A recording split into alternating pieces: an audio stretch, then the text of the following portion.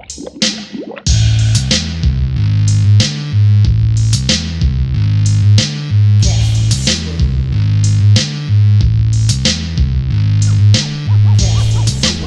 are y'all from? I'm from Eau Claire, Wisconsin. The band is originally based out of Wausau, Wisconsin, but I just moved to Eau Claire like less than a year ago just because going to school.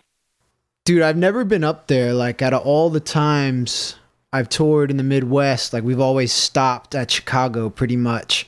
What's it like? Is there a pretty good punk scene up there? It depends on where you go. Like, Milwaukee is a decent scene.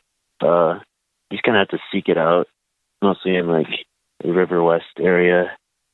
And then, like, other parts of the state, like Madison and Kenosha and kind of Eau Claire. The Kenosha Kickers. That must be where they're from. Yeah, must be. Polka, you know that one? No. Well, you're helping me with my art stuff right now, and we've been working on it with the Renegade Space Rock vinyl, and I was looking at that tour schedule y'all are about to go out with Days and Days, and I didn't realize until today when I like read the fine print that you were jumping on with them in Reno because they've already started the tour. Like, today's the 24th. I guess they started a couple days ago. But that's going to be y'all are driving straight out to meet them in Reno from Wisconsin? We got a show in between in Cedar Rapids, Iowa on Friday. And then, we got like 3 days off. We're just going to drive and camp out to Reno. Awesome, man. And are you going to shoot like straight across? So you'll kind of be like north of Colorado? We're going to go right through Colorado. I think that's the fastest route. Oh, that's awesome, man. Okay, yeah, I'm visualizing it on the map right now. So from Iowa. Yeah, Colorado's always further. When I look at a map, I'm like, oh, that's where Colorado is. Like, yeah. That's cool, though. It's going to be a beautiful drive. Oh, yeah, definitely. I always go through Colorado. There's this hidden castle like 2 hours south of Denver that we always go to. And it's up in the mountains, and it's the most beautiful place I've ever been to. It's great. That's it's cool. Bishop Castle. Awesome. You're saying when you go through with the band, so you guys have toured through that way a lot before? Yeah. How long have y'all been playing? We've been a band about 3 or 4 years now. We the Heathens. Yeah, and you've got like a pretty huge following in that amount of time. Yeah, we kind of like started up really fast and then just started touring right away as soon as we had enough songs. Yeah, that's kind of the beauty of folk punk. It's like there's a lot less holding you back than in like a full rock band. Like, you guys probably just tour in a car, huh? For the most part, this tour we just got a van and a trailer just because we needed a little extra space. We just got a cello player, and the cello is the size of another person. So yeah, big person. Yeah. So we wanted to make some room. How many pieces are in the band now? Technically 4. There was originally 3. And the cello player is only going to play with us through the first half of tour with Days and Days, and then she's got to go back home. And how does that work? Do you drive her cello back to her, or does she take it with her on the plane? I hope she's taking it with her. I didn't talk to her about that. Yeah, have me as a tour manager, man. I'll iron those details out. I think about stuff like that. Yeah, definitely. We did a tour out west with Mad Conductor in like January, February, and as we were loading up the van to leave, I was packing my snowboard in there because I was like, dude, we're going through Colorado. I'm definitely boarding in Utah. And everybody was like, dude, we're not riding around with your fucking snowboard for 6 weeks, man. Like, you just have to rent one. And I'm like, so pissed off, like, damn, I really wanted to bring my board, you know? And but then we got to Utah and we stayed with these people, and this dude ended up giving me a board. So it was so funny. Like, he just had it and he was like, yeah, man, I never use it. You can have this thing. Cause I told him I was going boarding the next day. And, also somehow procured like a free lift pass. I think it was my drummer's friend. They're big time skiers and they had an extra voucher. So all this stuff like fell into my lap and I was like, so like just be patient, you know, if it's like going against the grain to bring the board, just go with or not bring the board, just go with the flow and what you need will come to you. You know what I mean? Yeah. Definitely. And then the dudes had to ride around with a board for the remaining weeks of the tour after that anyway. Nice. But you know how it is. Did you start touring in a car? We had to borrow our friend's minivan for the first tour. And actually we've been borrowing vans ever since we started touring until this tour. We just got our own van, so. Nice. What kind is it? I'm not really sure. Our mandolin player got it and took care of that whole. He's in Wausau too, so I haven't been able to even drive it yet. So it's gonna be interesting. Y'all all have driver's license, like shared driving? Yeah, we try and split it up, so not too bad. Do you have any like rules and regulations? Like we used to do, I think, 3-hour shifts and then trade. Like even if you wanted to keep going, it was like, and it just became such a nice system. And then there was never any like argument over whose turn it is or anything like that. You know what I mean? Yeah. We usually just go until the person can't drive anymore, and then when they want to switch, we switch. We're not too picky.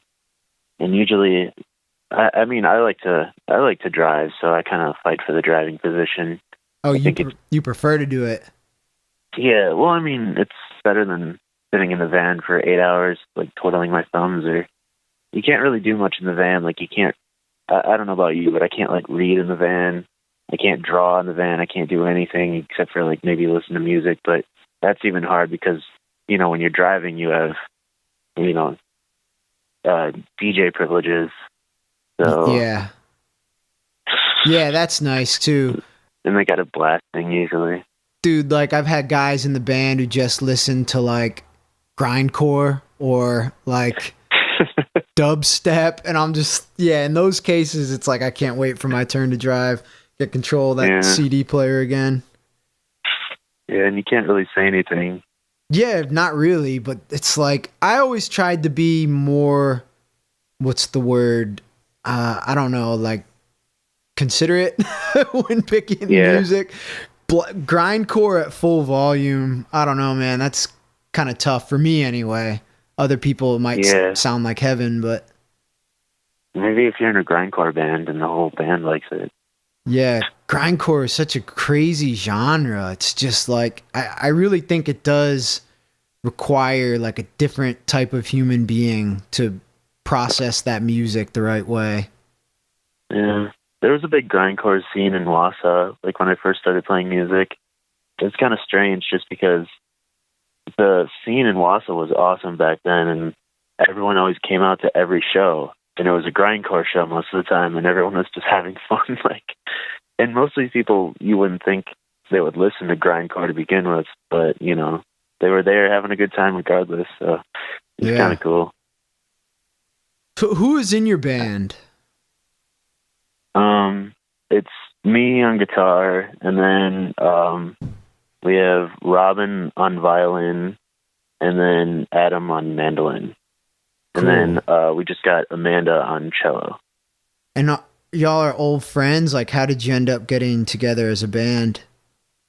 Actually, we've been friends for a long time. Robin is the newest friend. We met her like right when the band started, but Adam and Amanda, I've known them since I don't even know, like 10 years ago or something. Adam and I are in another band called Atrocity Solution, and we've been playing music together for a while. Yeah, of course. I know that band. I never put two and two together that y'all were from that band. Yeah.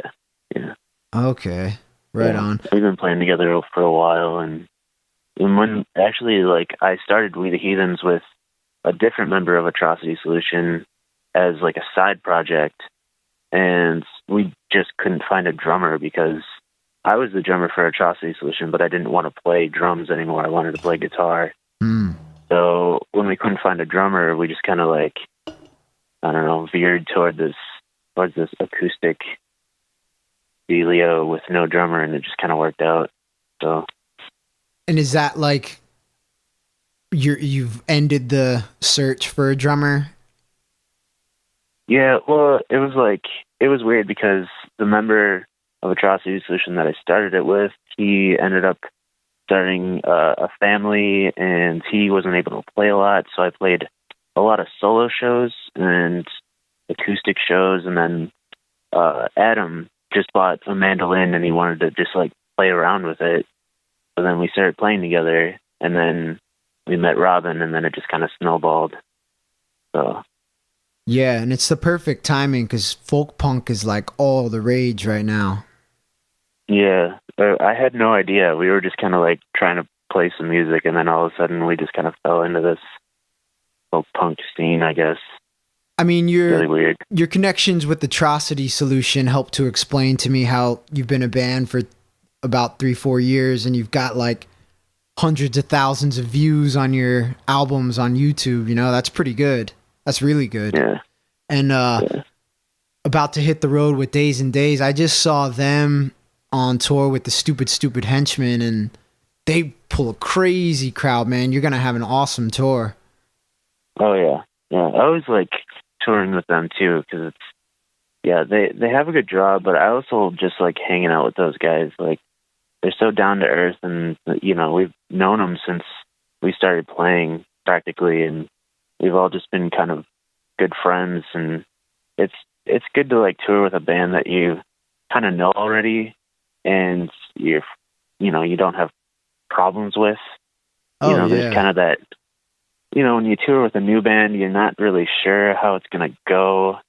It's kind of awkward, Usually it works out, but sometimes it can there's be random bands that you don't really like.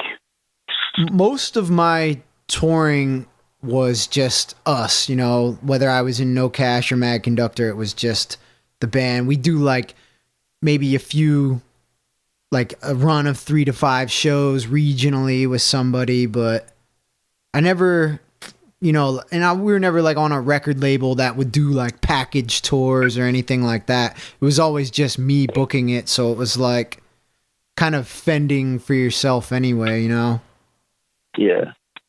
And when y'all are playing live, how do you handle the instruments? Like, are they mic'd, or do you have pickups like in the mandolin and the violin and the guitar? We usually have pickups. Like Adam and I have electric instruments, and Robin usually has an electric violin too. But we've been switching over to like actual acoustic instruments with pickups, just because it sounds clearer and cleaner. Yeah, definitely. And, like this is the first tour too that we're gonna try and play the whole tour plugged in, just because we're gonna have to deal with a larger audience because of the Days and Days shows, and because the second half of the tour we're playing with Escape from the Zoo, and they're a ska punk band, so they're gonna be plugged in anyways. But before this, we usually just played acoustic and screamed as loud as we could, and it usually worked out. But yeah, if you're playing with a full band, you're gonna have to have everything like amplified to, sit at that kind of similar level with the band. Mm-hmm. Yeah, otherwise it's just kind of weak. Like when we start playing, like some people don't even know that we're playing, because we're so quiet. Yeah. They have to kind of like get in close. When y'all make it over this way to the East Coast, there's a great folk rock band playing right now called Blue Hearts Revelry, like in my area, and they bring out a great crowd too. And the first time I saw them, they were kind of having trouble with that, like the violin, getting the volume right, because it's like with the mic, the more you turn it up, the more room noise, the more feedback you get. But then The time after that I saw them, they had a pickup in the violin and it cut through so nice. And you just have so much more like versatility behind the board when you got a direct signal rather than like a bunch of mics just picking up everything, you know? Yeah, definitely. It's really annoying. We've played shows like that where we have to use mics and it's just feedback city. It's terrible. We're just trying to like be as loud as we can and with these quiet instruments, and kind of awkward. And I envision y'all on the road with the ability. Do you do a lot of like just impromptu outdoor performances like busking or anything like that? Not usually. We like to kind of picture ourselves more as like an actual, I guess, like a performing artist band sort of deal. We don't really do any busking or random shows outside. Yeah. I mean, we're able to, but I mean, we like to try and think of ourselves on the level as like an electric band, like playing a gig. Set yourself apart from hobos. Yeah, well, not hobos, but yeah, you know what I mean. Yeah. Well, one of the bands that we did do like a short run with, and I saw that you had them listed with the bands that you like, was Dirty Kid Discount. And I remember they used to do that, even though they were even more of a metal band, or a punk band than a lot of the folk punk stuff. Like, I almost consider them more of like a black metal band with folk influences rather than the other way, because they've got a drummer, full distortion guitars and all that, but they would even break it down and like just jam wherever on the streets where they were at. My bands, I was never able to do that, and that was like kind of the funny thing about, because I worked for so many years playing music that's so dependent on like modern technology, you know what I mean? Like even if I flash back like 10 years ago or 20 years ago, it'd be like almost impossible to pull off a Mad Conductor set, you know what I mean? Whereas like We the Heathens, Days and Days, stuff like that, you could flash back to the beginning of instruments and do a show, you know what I mean? Like if you traveled in time all the way back to like medieval era, you could put on a show, you know what I mean, in the courtyard for the king. Yeah. Well, you could try with Mad Conductor. You could find some weird objects and that's true, man. That's true. Space rock. The experimental medieval space rock. I'm simplifying it now. Like I'm jamming with some guys because I'm just sick of like every time needing to get like 6 or 7 people and everybody's got an extra instrument like a synthesizer and all these pedals, and just trying to be like, all right, that would be cool in theory, but it's just so challenging to pull off. So now it's like a drummer, bass player, myself on guitar, and trying to find a keyboardist, and that's fine for now, you know what I mean? If it grows into a bigger band, but that's one thing like I envy of the folk punk scene. It's like, even if it just was you, like say if everybody else in your band caught the flu and y'all were on tour, you could still pull off the show like for 3 nights, you know what I mean?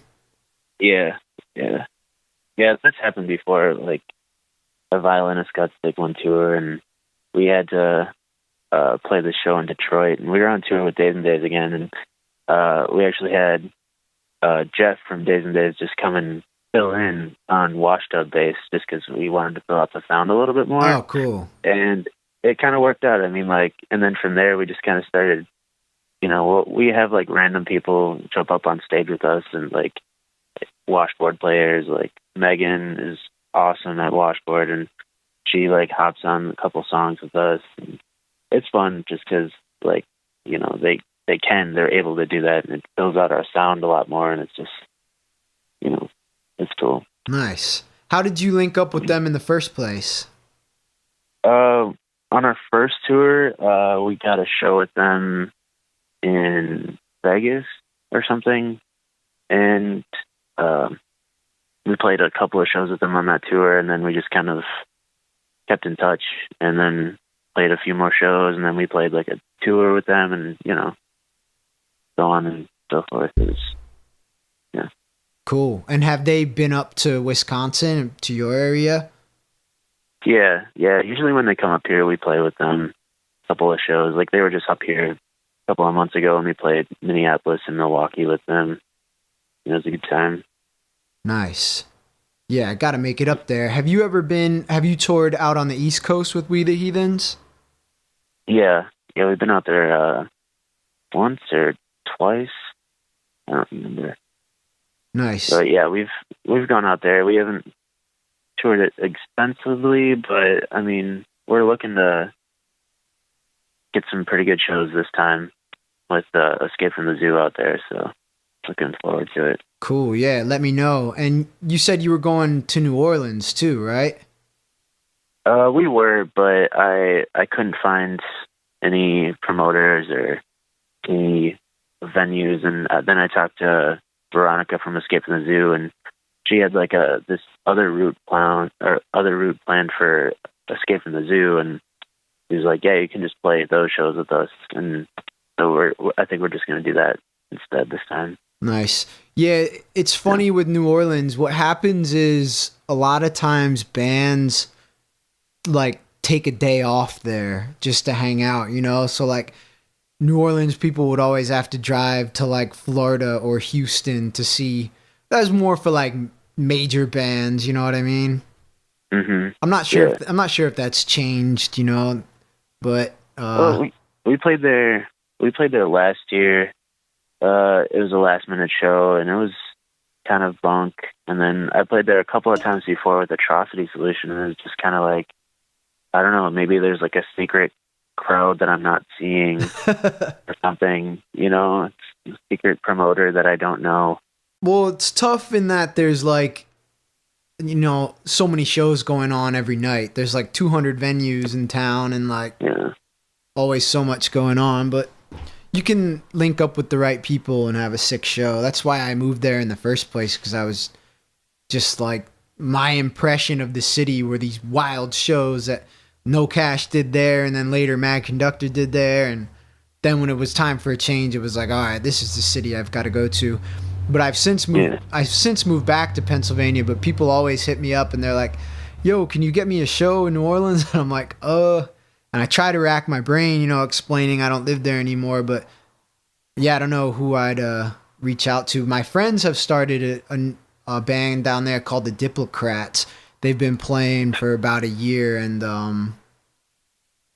they're about to drop a new record and everything. So, or I guess it would be their debut record, and so that's probably who I'll link up with next time I go down there to rock. But when y'all come out here again, man, and I'm ready, we should definitely get a show together. It would be sick. Yeah, well, I mean, we're coming to Philly, and I'm still trying to book the show.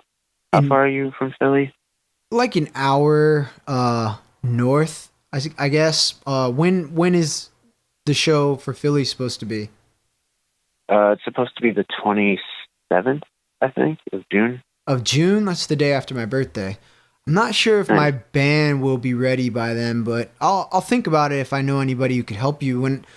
When I saw Stupid Henchmen and Days in Philly, it was like in a basement, and it was packed, man. It was crazy. It was like, I don't know, they should have made a music video that night, man, because it was just like the perfect setting. There was like Christmas lights was the only lighting, but the electric, I guess, was on the fritz. So like people the mosh pit was crazy during the Stupid Henchmen, and like everybody kept getting thrown up against where the lights were plugged in, so the lights kept cutting in and out, you know, but the music didn't stop. It was just like a slow strobe. It was crazy.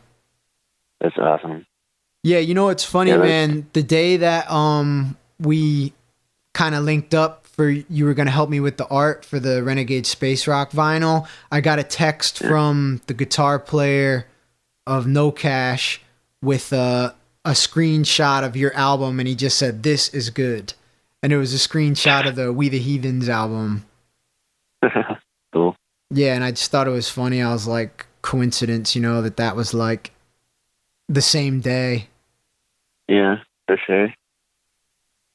So on the side of the band, you do a lot of graphic stuff too, man. You're super talented. And you did that flyer for the Choking Victim tour, right? Yeah, they're touring the UK and a couple of shows over in the US too. Did you draw that?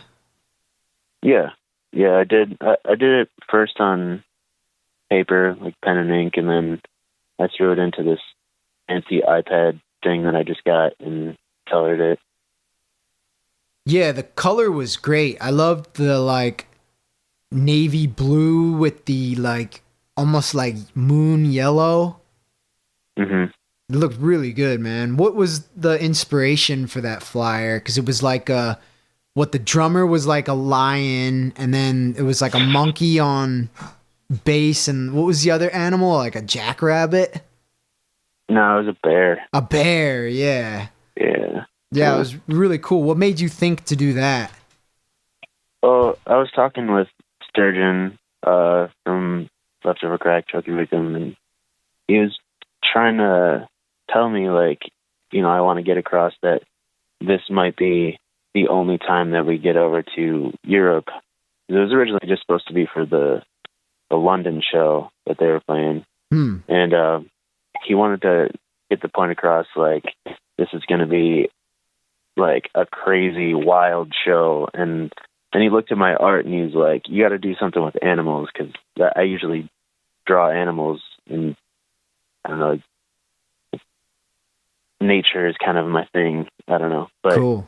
I decided, like, why don't we integrate the two? And he came up with the idea, like, put these animals on a weird stage. And then I was like, yeah, put the stage in the forest. And it was like, so I just kind of made everyone look weird and fierce and drunken and, I don't know, kind of chaotic a little, but still like in a weird setting. It's just, I don't know, it was fun to play around with, and I'm really happy how it turned out. And I think Sturgeon and everybody from Choking Victim were really happy how it turned out as well. So. Yeah, it's really great. And I've heard rumors that they're doing like an album. Man, they should use that as the cover. It's just like perfect.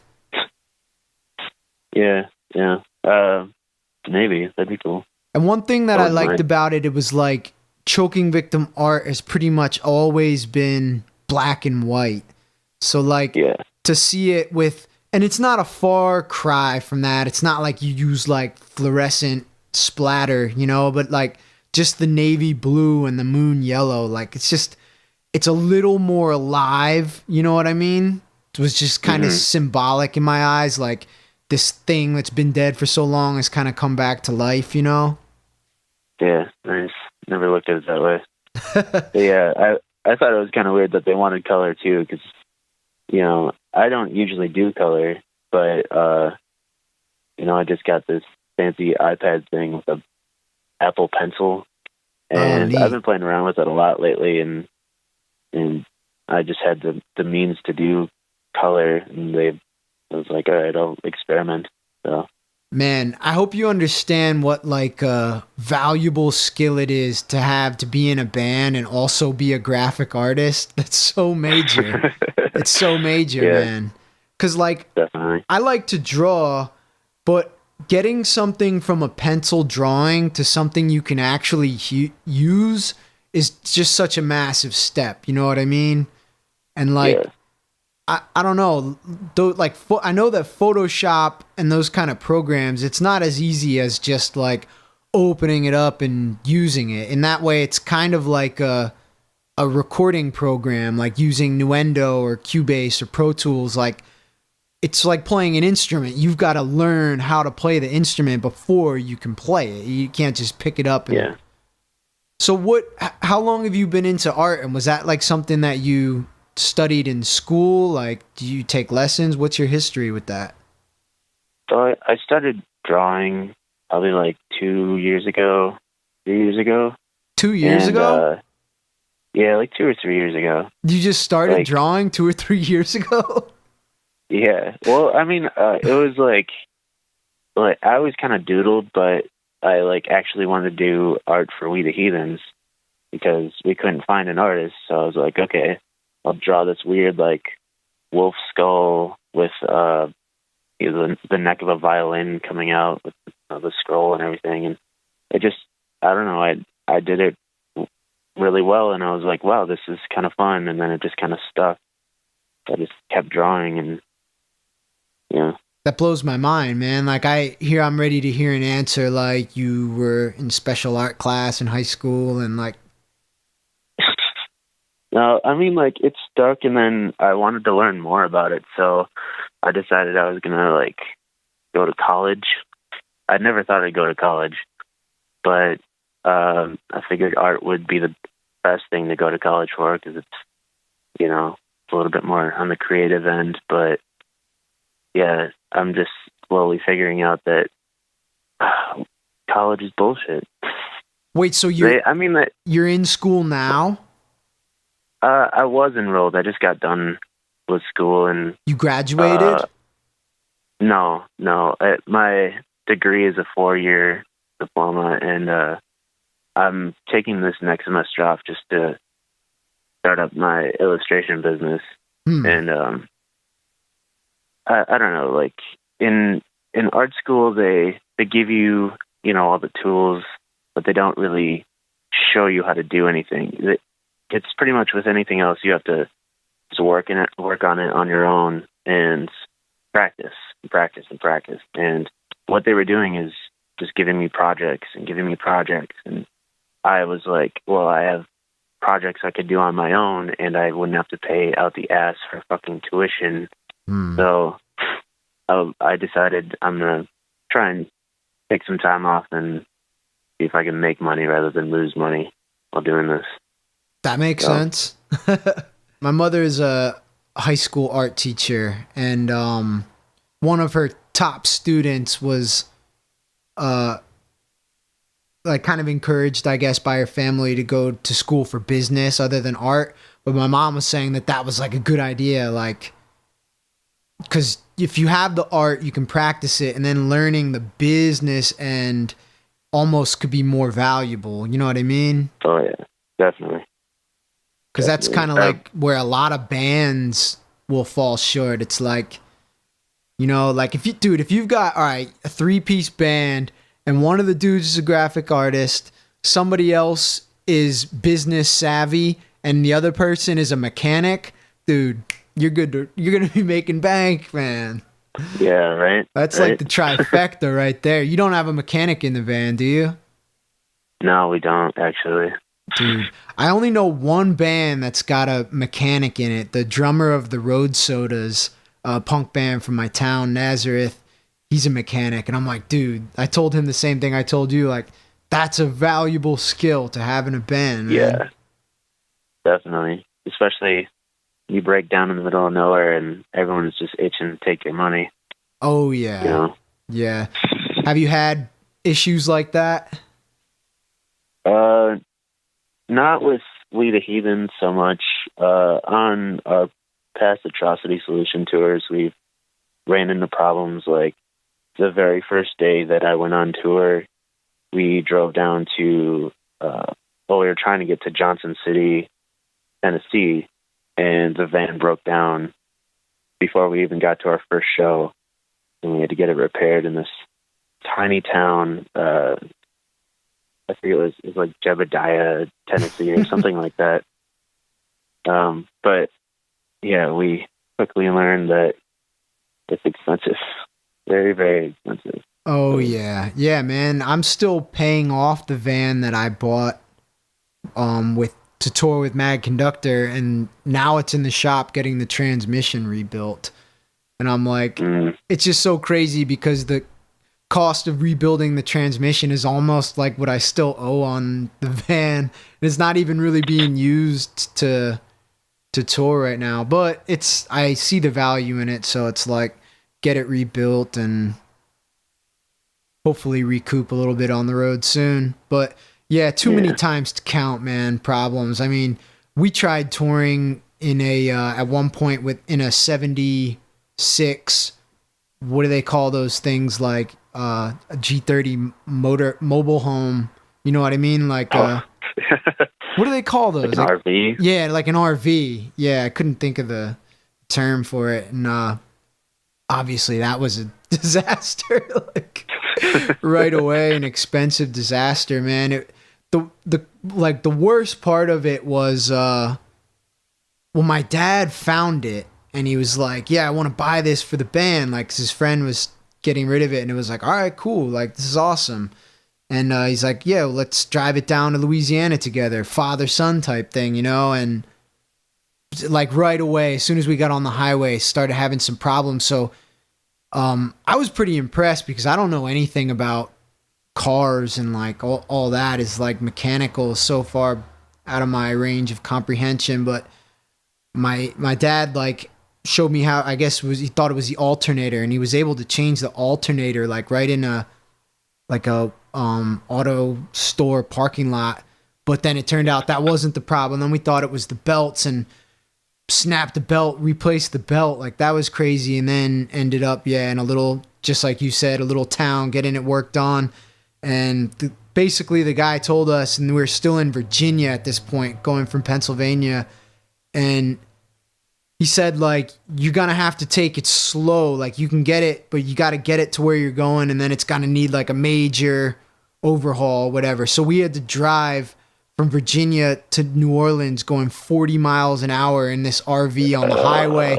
Dude, it took forever, man. It was wild. It was just like, I don't know. Was that like a 30-hour drive? It's like 18 if you're going the speed limit, so half the speed limit. Yeah, it took like 3 days, man. It was maddening. Wow. Looking back on it, it's like it was a fun experience, but being involved in it, it was rough. But yeah, just too many times, man. When I scan my mind, I think of being like broken down in Nevada, broken down on the way back from New York, broken down, everywhere. Just yeah. So we've had troubles here and there, but nothing to the point that's put us out. Like there was one Atrocity Solution tour where we were pulling this really old hand-built trailer, and for some reason we thought it was going to be durable to go on a national tour. I don't know why. We were young, stupid, but the axle from the trailer broke off while we were pulling up the venue in North Carolina. We ended up having to ditch the trailer and pile everything in the van and ride out the rest of the tour in our van, and it's just so crammed and terrible. Yeah, stuffed like sardines. What did you just ditched the trailer on the side of the road? Yeah, well, we ditched it at the venue. We didn't feel too bad because the people who put on the show decided to take our pay and go buy crack or heroin or some shit with our money. So we decided to say fuck you and leave our trailer there. Yeah, deal with it on your crack high, smash it to bits. Yeah. Yeah. Yeah, I was listening to your latest album is Blood Behind the Dam, right? Yeah. Yeah, I was listening to that today, man. It's great. It's like great recording. Where did y'all record that? We did home recording.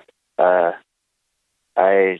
recorded all of it and mixed and mastered it too. Oh, wow. Awesome job, man. Thank you.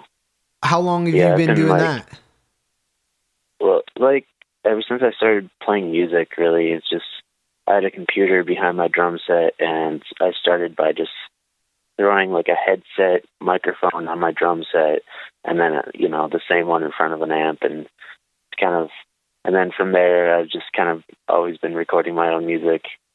And this time we upgraded. We actually got a bunch of gear to record some Atrocity Solution music, and the band has been on a hiatus for a while, and it's just been, everyone's been busy, and so I used all that gear to record the new We the Heathens album, and it worked out great. So yeah.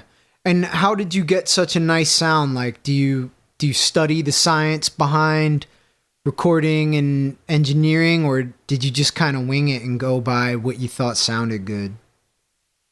Well, it's a little bit of both. I mean, like from past times, like trial and error. Like this time we had an 8-channel preamp to work with, and had 4 microphones set up at once, 2 room mics and 2 on the instruments or our vocals, and I was able to balance the sound out and make it sound really huge through, panning and EQing and compressing, and it was just, it just kind of worked out this time. And yeah, that you say that, man, that's totally right, because it did feel like a full, like there was nothing missing. Not to say that you're not a full band, but it's like I didn't miss drums. You know what I mean? Mm-hmm. Like there was enough body there and depth in the recording just with the technique that you used. So then you recorded the band mostly live. Was there a lot of like overdubbing? Well, we multi-tracked it, and just one instrument at a time, one vocal track at a time. So it's easier that way. I think I've done live recordings before, and it's faster for sure. But you definitely can't dial in a lot of tones or sounds as easily. Because you got everything going on at once. You gotta worry about isolating certain instruments, and it's kind of a pain. But and does everyone do vocals? Because I heard a lot of different voices on it, but I couldn't tell if it was like the clean voice and the growling voice was the same guy or not. Yeah, everyone does vocals. Like I have a lot cleaner and I guess happier voice than Adam. Adam is more of the crust guy. He's got all the growly vocals, and then Robin does a lot of crusty vocals too. She's got a gnarly scream that we throw in there, and Amanda's got the pretty voice. That's so we just kind of all have our own qualities that we kind of blend together. Yeah, that's great, man. I heard like halfway through, I didn't get the track names, but it was like almost like a hip hop influence. Like you've got one track on there that was kind of like had a little rap flow to it, you know? Mm-hmm. Yeah. That I think you're talking about Crooked Kings, like kind of ska a little. Mm-hmm. Yeah. Yeah. Yeah. We that one was originally supposed to be an Atrocity Solution song too, but I was just like, I'll try it with We the Heathens, and then I got a hold of Jesse from Days and Days, and he was like into the song. I was like, yeah, you want to do some vocals? And then we threw him on there, and it was cool. Oh, all right. Yeah, and he's always got like a lot of the times in the music I've heard of his, he's got like a rap flow kind of style. Like super fast, that like rapid pace rap style. Yeah. And they've got some like... He's got a cool voice. That's like, I guess, where hip hop and folk punk kind of cross over. They had Juicy Carcass on their latest album. Oh, yeah. Yeah, that's cool.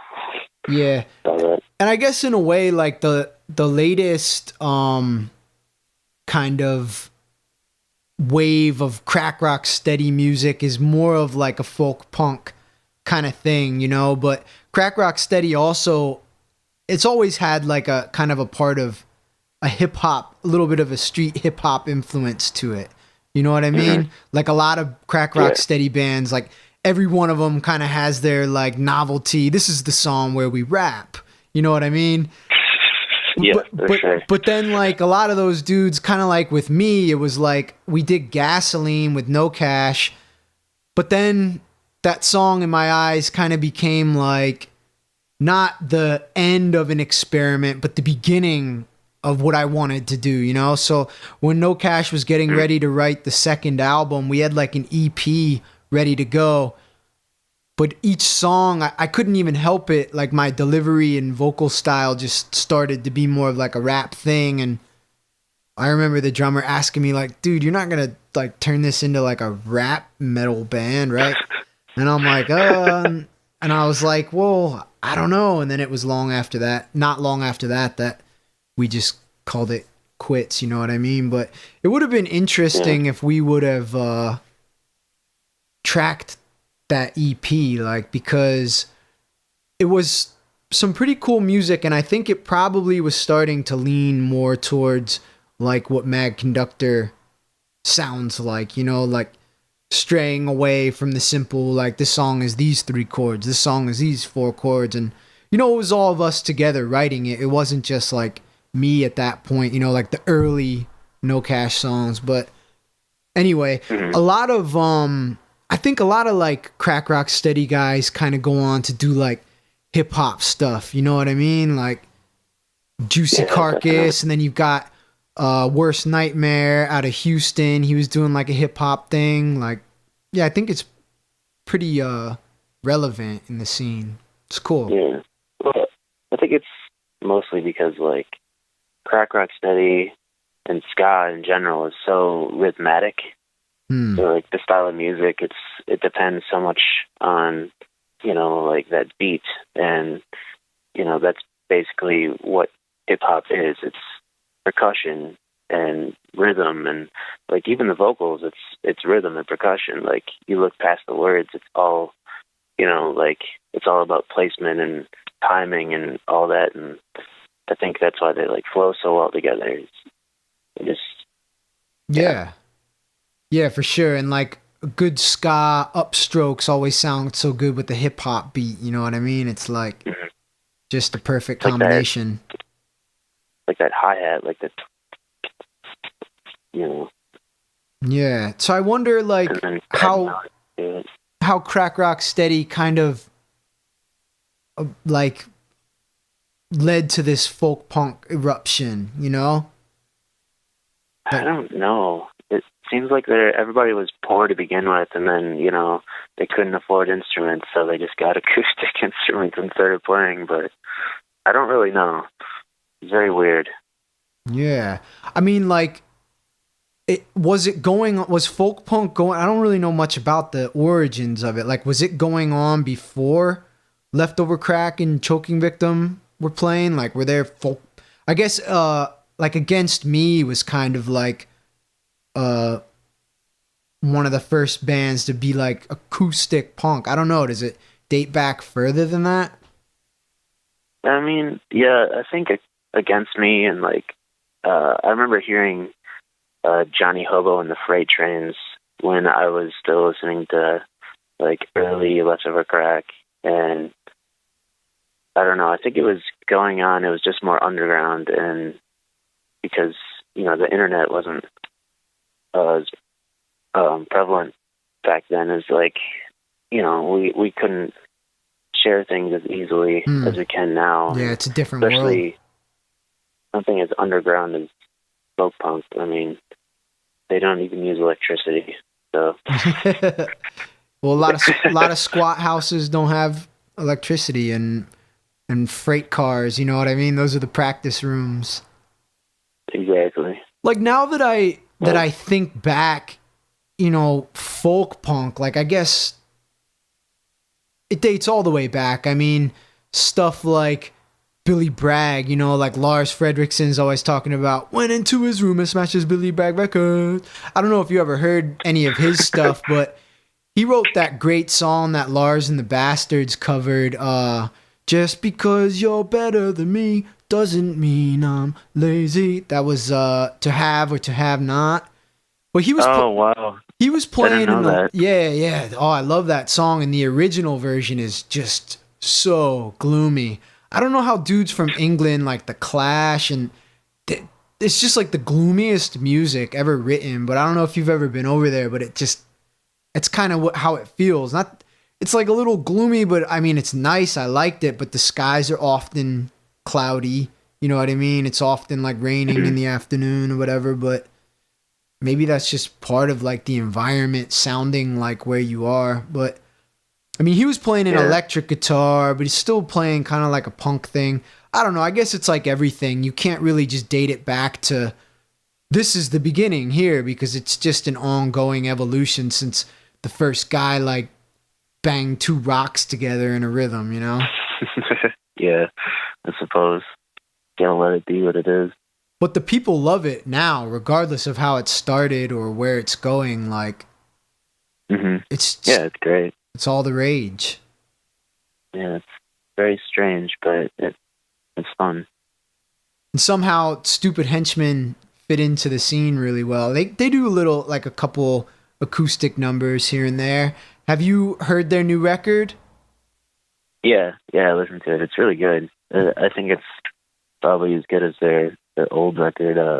Was it Car Bombs Are Cool? Or something like that. Yeah, Car Bombs Are Cool is the real early one, and then Dual Monotone. No, not Dual Monotone Thoughts. Charmingly Demonic.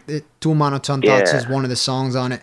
Charmingly Demonic, I think, was the one that really got them a huge following because it has a bunch of their big hits on it, like Rude Girl, Let's Tango, and the majority of people are decoys, all those crowd favorites. The one that I did with them, Really Makes Me Wonder. Yeah, that's cool.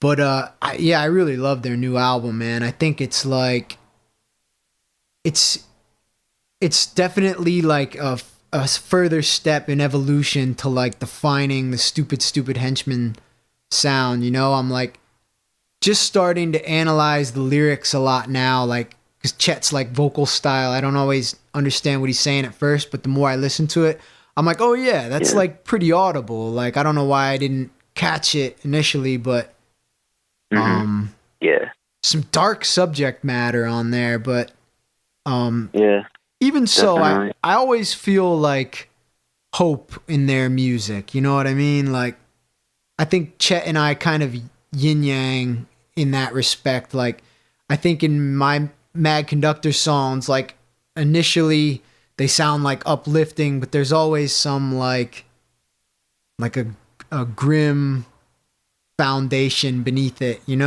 if you listen carefully. Whereas with his music, it's like initially kind of jarring, but you can hear like it's fun, like always. I think it's like I tend to do that too. I'll write kind of depressing lyrics, and then for some reason I'm drawn to this catchy kind of upbeat sound, and I don't know, they mix well, but the Henchmen pull it off really well, and Mad Conductor pulls it off awesome, and like I don't know, it's just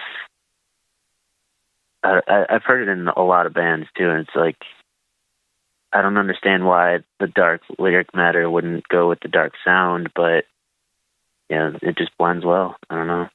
Yeah, I think it's good to have like a texture. You know what I mean? I think that's part of why the crack rock steady music took off so much, because it was like music that was melodic and pleasing and kind of like nostalgic and feeling, but the lyrics were like conveying more anger than like the music was presenting. So it gave it kind of like a three-dimensional feel.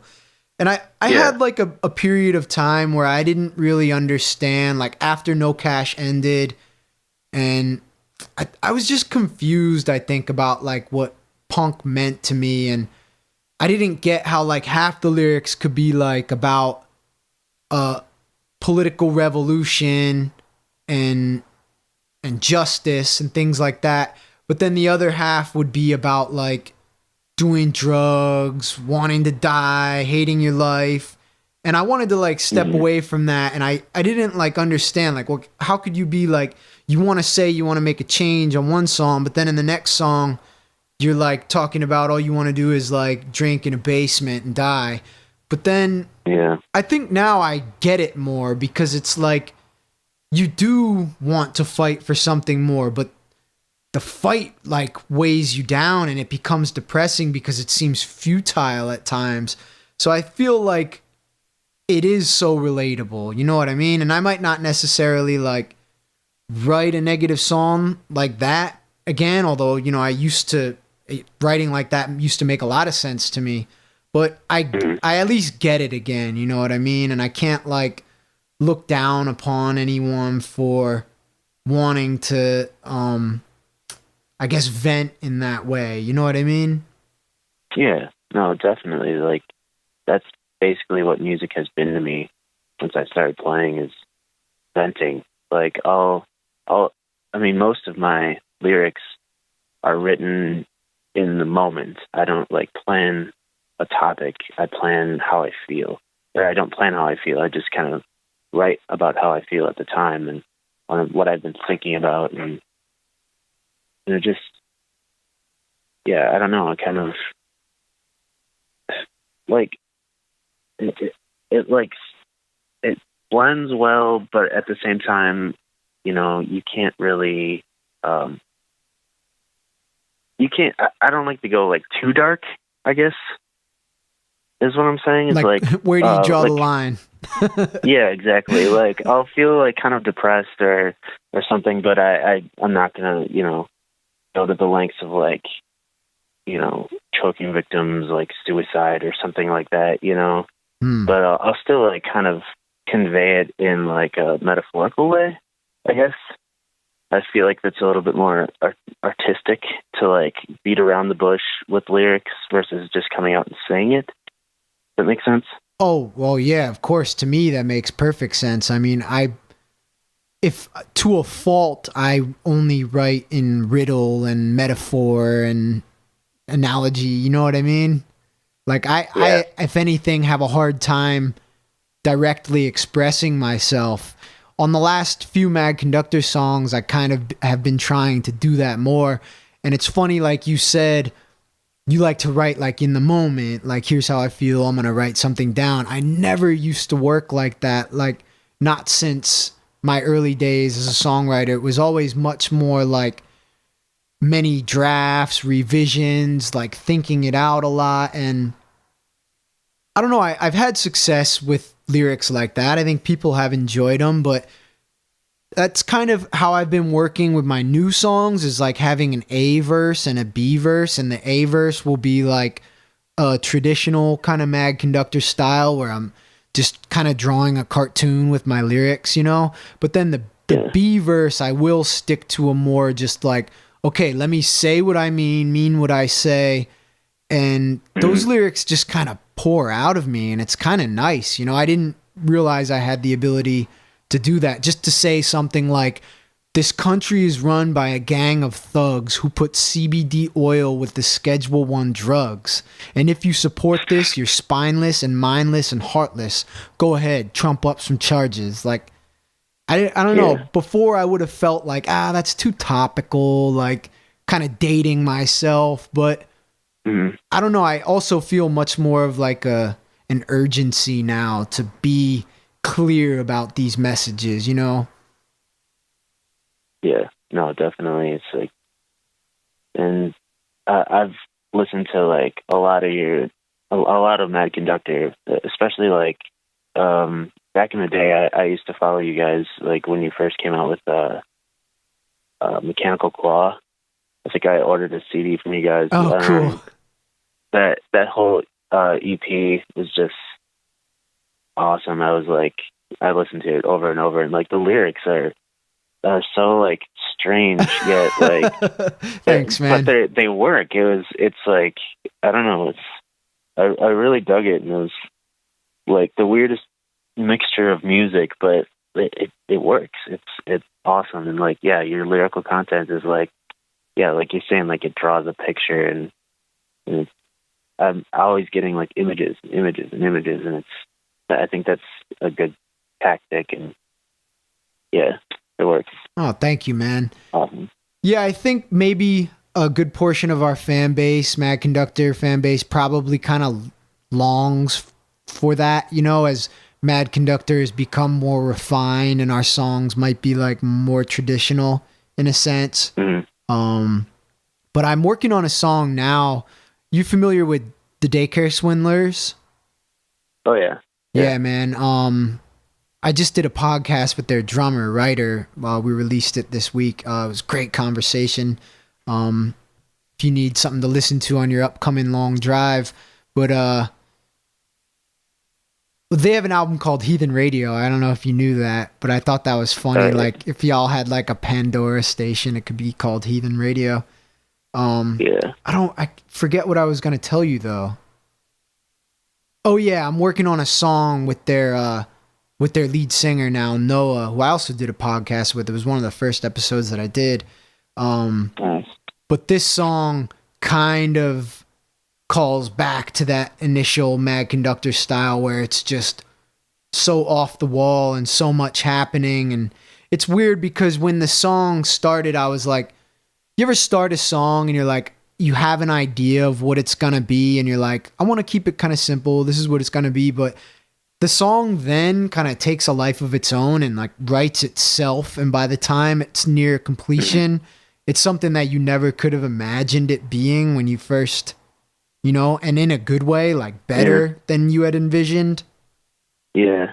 Yeah, well, that's the best way of writing is spontaneous, working off your work. And I mean, that's how I work too. It's like I'll have this vision. I'll have everything planned out, you know, verse, chorus, bridge, outro, and like as I'm writing it, you know, I'll do something like I'll mess up, and then the mess up turns into something else, and then that just spawns like this whole other part, and it just kind of like builds off of itself, and you can't really like take control of it anymore. You have to kind of like guide it, you know? Yeah. And I heard a lot of interesting arrangements on the album. Like I definitely wouldn't consider it a verse, chorus, bridge, outro album, you know? Yeah. I didn't really hear repeating formula at all. Now, I would say if anything, it was much more like almost cinematic. Cool. Yeah, I don't know. It's like I was saying, it's just, you know, you write a song and you just kind of have to let it be what it is. And I think that's just how our songs go. And like for our songwriting, we usually split it up, and I do half the songs and Adam does half the songs, and maybe we'll do like a song all together, and we kind of like work on them as a band after we've established like what we ourselves want as songwriters, and then it's just, I don't know, it kind of morphs. And, you know, even when we play live, like, it, you know, we'll like improvise just for the hell of it. And, you know, it's never quite what the song is supposed to be, but it's still the song, you know? Yeah, that's cool to have the ability to do that. Yeah, in the past, my bands were always the songs were too rigidly structured, like as a band, how we played it. There wasn't ever much room to jam, you know, which would some nights be a problem. Like if, you know, we were playing at a bar and the agreement was like, you got to play from 8 to 10 to get paid, you know what I mean? I'm like, well, our set's like an hour and a half, so what are we supposed to do? And then you end up like trying to jam and it's kind of awkward, you know? So it's like, whereas I don't necessarily want to just be a jam band or whatever, but I think having the ability to do so is definitely valuable. Kind of like being a rapper, and then like, you don't have to be like a battle rapper, but it's nice if somebody on like off the top is like, hey, do a freestyle rap for us. And you're like, okay, here it goes. Like, you know what I mean? Yeah, definitely.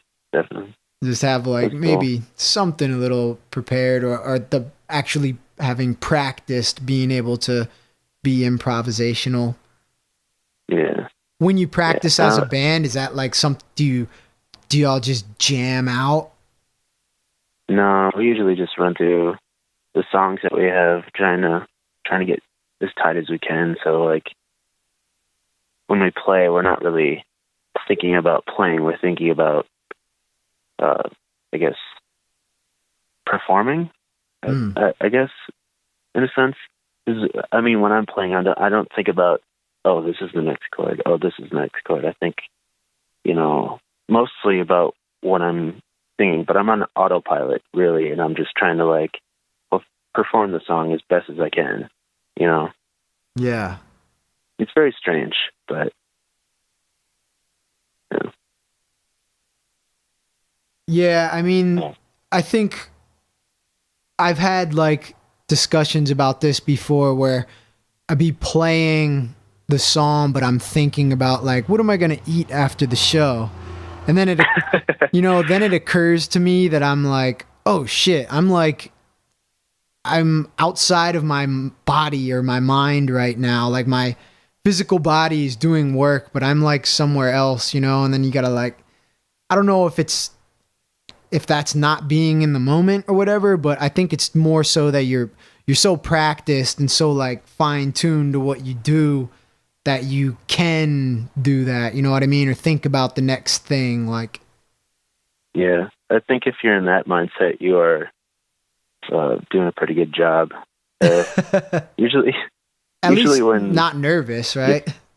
Exactly. Like when we have to play like new songs or anything, I'll be thinking about the words, and me just thinking about the words messes me up for some reason. Whereas like if I've got it down, I'll be thinking about, oh, what am I going to eat after this? Like, yeah. Oh, did I turn off the stove? Like, oh, dude, I'm the worst with that, man. I'll like leave the house and drive halfway through town, like on my way to work, and be like, dude, did I lock the door? Did I turn the stove off? And like drive back and be like, yes, of course you locked the door. Yes, of course you turned the stove off. You know what I mean? Quit overthinking it. Yeah. I think the only time that you will have actually left the stove on or left the door unlocked is when you don't think about it. You know what I mean? Yeah. When you're not questioning it. But I don't know. What else are you into, man? Like, other than playing, do you skate? Do you play any sports? You do martial arts or anything like that? On my free time, I usually I have this thing called a kendama. Have you heard of this? No, I haven't. Okay. It's this weird, like, Japanese toy, kind of like ball in a cup.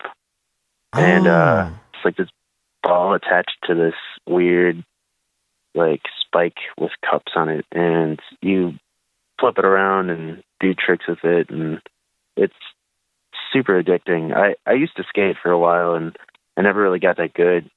And when I picked this thing up, it kind of felt like I was learning how to skateboard again, like learning tricks and flips and all that.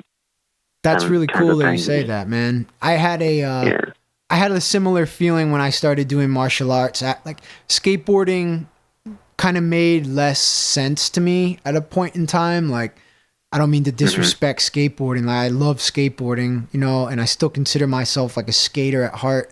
But like maybe just grinding on someone's ledge outside of a business felt like uncomfortable. You know what I mean? But when I stepped into the martial arts school, Kung Fu school, it was like, oh, this is kind of like, feel like representing that side of myself in a similar way, But now that you say that, I was up at a Japanese like heritage festival, or they called it like a cherry blossom festival at the Brooklyn Botanic Garden a few weeks ago, and I saw the thing that you described. They were like selling those at an arts and crafts stand. Yeah. It's usually, I don't know, it looks like a kid's toy, and when you first see it, it looks ridiculous, and you watch someone do it, and it's kind of interesting, but it's more just kind of like, what are you doing? But then when you actually try it and you get it, you have to keep going. You have to like get the next trick. You have to, just kind of, it's addicting. And what are the tricks? Like, you wrap it around your body or like spin around, like there's a lot of like juggling, and like since the cup spike thing, the way it's shaped, you can flip it a lot. So there's like, and there's a hole in the ball that you can catch on the spike. And there's so many tricks that I couldn't even describe all of them. It's ridiculous, but it's attached on a string too. So like, there's a lot of string tricks that you can, I guess, flip around your body. I've seen people do that, or flip in the air, or flip on your finger. It's, it's the great thing about it. It's like it's kind of limitless in a way. You just keep finding things to try, and it's a good I guess thing to do when I'm trying to unwind. Try not to think about being, getting shit done, or Yeah, stressed out about. it's cool. Like a lot of things from Asian cultures are like that, Japanese and Chinese traditions, like from what I've seen, like and over my time studying Chinese martial arts and things like origami and even down to like rolling sushi. It's like that culture and like those ways of living, everything is like a meditation and like a sacred practice, and it's all about like emptying the mind. And I think that's so cool about that, because like Western culture is the exact opposite. Like Western culture is like we said, like we're doing our job, but our mind is like, okay, what am I going to do after this? Like our mind is already in the future. You know what I mean? Right. Which is it's all about progress. It's crazy. So I think having hobbies like that, like from other cultures and societies, things like that is so great for the mind to like right as soon as you said you can catch the ball on the hole and the needle, like that must take a ton of focus. Yeah, definitely. And some people are unbelievable at it. Like they'll flip it 1,000 times and catch it and balance it and then do all this other crazy shit and then catch it in the hole without even dropping it or, stopping the trick. It's crazy. One more time, what is the thing called? It's called a kendama. A kendama. Yeah. Cool. Have you ever made a video of it with some of your music in the background? No music in the background, but I like occasionally post some tricks on Facebook. Oh, dude! When I'm feeling proud. Put the song in the background, man, and then just rack up those royalties, dude, on those views. Make one of those edits, kind of like a skate video. For real, man. No doubt. Like, that's how stuff gets big nowadays, man. It's like, think of all the YouTube stars, you know what I mean? And they have videos that'll get like 10,000, 20,000, 100,000, a million views. And then they've got a song in the background. Like, if that's like licensed music, man, those are royalties. That's like one way for musicians to get a little bit of extra money nowadays, man. Helps. Yeah. I never even thought about that. That's a good idea. For sure, bro. Do you ever bring it up on stage? I've never played with it on stage, but I have like a little. It's kind of awkward to like carry in your pocket, so I have like this little like holster that I keep it on my belt. So it's kind of always with me whenever I have some downtime. Oh, cool. Yeah, I think that would be a crowd pleaser, man. Just stop the song and do a couple of flip tricks and. Yeah, or during like a violin solo, you know what I mean? There you go. Or even like if you had this would be the real challenge. Do you ever use a capo? Yeah. You could have like a capo with a tuned chord or whatever. I guess you wouldn't even need the capo. You could, if you tune the guitar to a chord, and you could like strum or play some finger picking line while doing the flips with the other hand. Yeah, do some slash shit. Just put it behind my back and. Do you do it with both hands, or do you choose like one hand to practice it with? It's mostly one-handed, but like to start some tricks, it helps to kind of steady the other end of it with the other hand, or if you need to flip it. But I mean, it's possible to just do it with one hand. Cool. Yeah, it sounds like a good hobby to have on tour, man. It's like... Oh, yeah. Yeah, you don't need Wi-Fi. It's just wood. Yeah. And we would like... Wood and paint. We'd throw the Frisbee a lot, or, throw something around. But if nobody else wanted to throw, then it's like, well, what am I going to throw? I have nothing to throw now. So if you're like... Need a boomerang. Yeah. For when we tore down under. Have you done any international touring yet? No, actually, we were supposed to go over to Europe this summer, but due to some financial difficulties, we weren't able to do it this year. So I think we're planning on next year sometime, hopefully. Cool. Yeah. Yeah, you guys will kill it over there. Yeah, it sounds like it'd be pretty fun over there. You should consider touring South America too. South America? Hell yeah. Have you toured over there? I haven't toured down there, but I've been down there, and I've been to Colombia. That's where my girlfriend is from, so we visited her family and traveled around, and it was just awesome. Like, if only just to go, you know what I mean? Like, I don't. Yeah. I'm sure the shows would be fun, but just to check it out, you know. Yeah, sure they'd be pretty wild.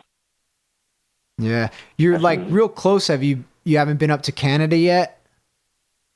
Not from Wisconsin. I've been to Canada one time, but it was an accident, and it was really awkward. On accident? Yeah. Oh, on tour one time, we were trying to go see the Niagara Falls, and for some reason, we got onto some road that led us to the bridge that we thought was going to be on the U.S. side, but then it was a bridge to take you to Canada.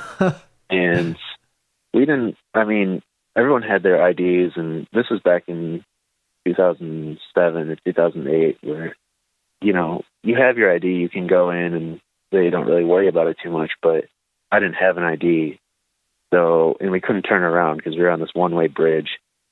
So we get to customs or the terminal thing, and, they want to search our van immediately, and it was like a 3-hour process of them just tearing apart our van just because I didn't have an ID. Damn. And so that was my experience in Canada, man, so far.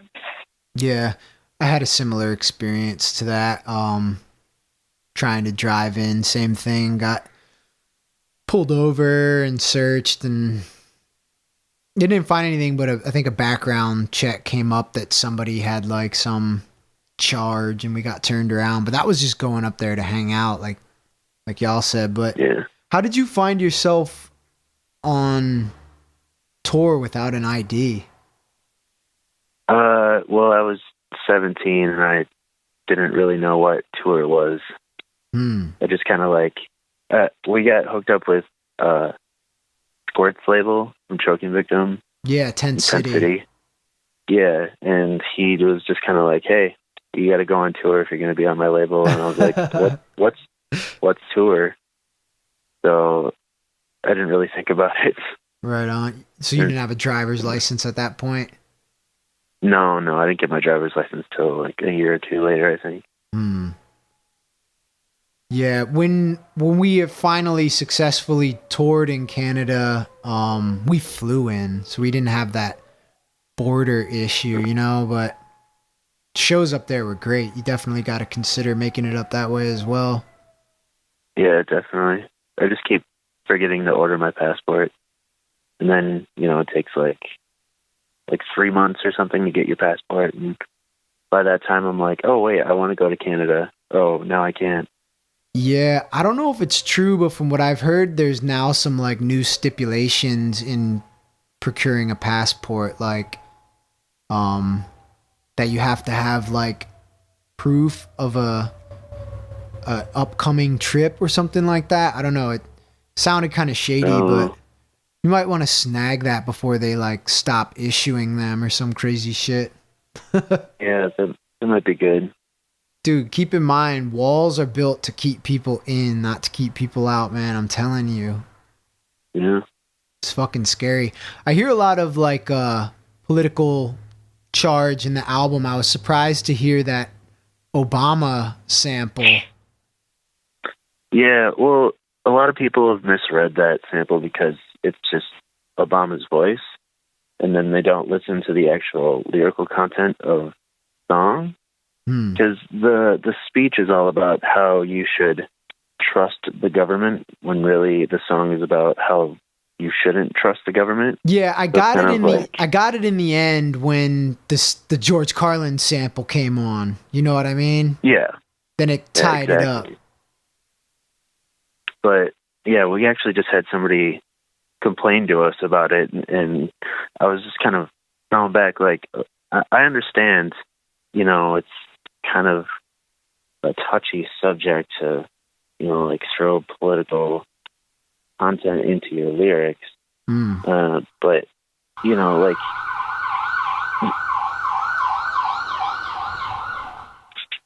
like, sorry about that.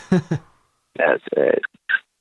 But yeah, like, I don't know. I hope not everyone is misreading it like that, because we're not really pro-government by any means. So. Oh yeah, I mean, that was pretty clear by the intro of the album. You know what I mean? Yeah. Yeah. It was just surprising to hear his voice on a punk song. I just never heard anybody sampling before. Yeah. I wonder if he's gonna come at you for some royalties, man. Yeah, probably. I hope so. Yeah, it'd be good publicity. Barack Obama sues punk band. Yeah, people control that shit online. Hell yeah, man. Well, yeah, I think you got a lot of good things coming up for the band, man. Your tour is gonna kick ass. So, where all are you going with Days and Days? If it's not too many cities to list.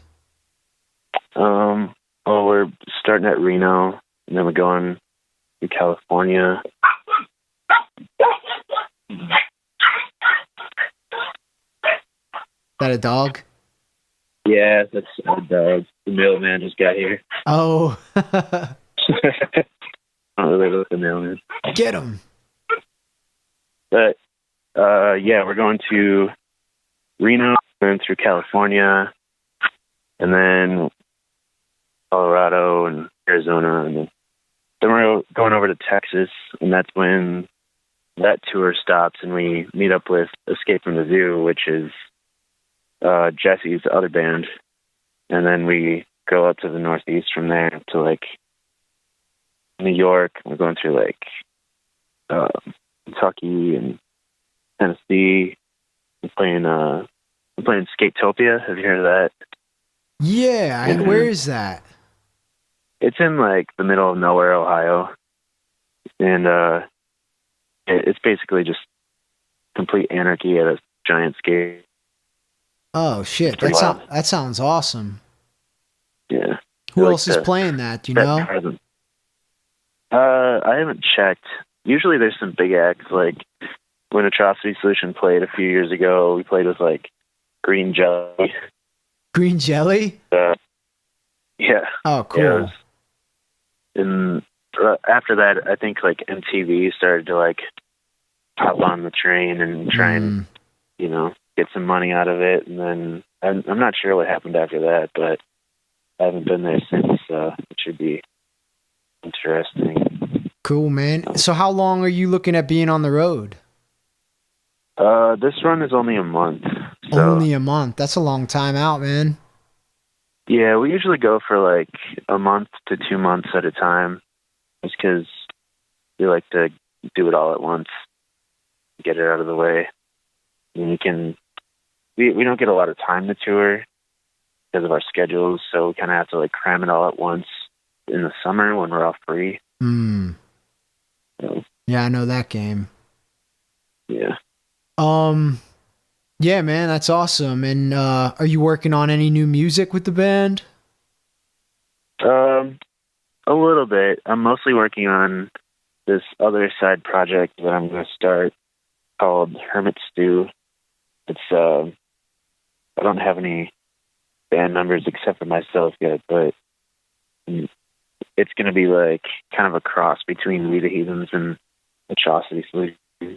Okay. And since I wrote a lot of the music for Atrocity Solution, it's going to be like basically that with my vocals on it, I guess. So cool. I don't know how it's going to turn out yet, but it'll be interesting. Weird. Right on. And are you getting a lot of work for your illustration? Yeah, here and there. I could always use more. Yeah, I was gonna say how. I mean, you're awesome, like with the pencil, with the Photoshop and editing and all that stuff. And you're in the best scene, you know, to be meeting a lot of people who need stuff done. But how can people reach you for that type of work? I am about to open a website right now. Otherwise, I have a Facebook thing called Sticks and Stones Inc. Or you can reach me on Instagram. It's like Instagram / Elliot Lozier is my name. And I think those are the only ways right now, but hopefully I get this website up and running this summer and the portfolio and, you know, a way to get in contact a little bit easier. Nice. Just social media. Yeah, and that would be perfect for you too. Like if you could balance your living between playing music and doing the illustration, and you'd have the ability to still be working while on the road, you know? Yeah, that's basically why I started to do this full time. Is just I figured I don't really have time to work a normal job if I want to tour all the time, but I can't make money touring all the time, so why not mix the two and work on the road? So That's brilliant, man. And then each business kind of strengthens the other, you know, like by being out there on the road, meeting a lot of bands, you can promote your business, and then your band is clearly helped by having the graphic abilities, whether it's just designing new posters, t-shirts, album covers, and yeah, it's awesome.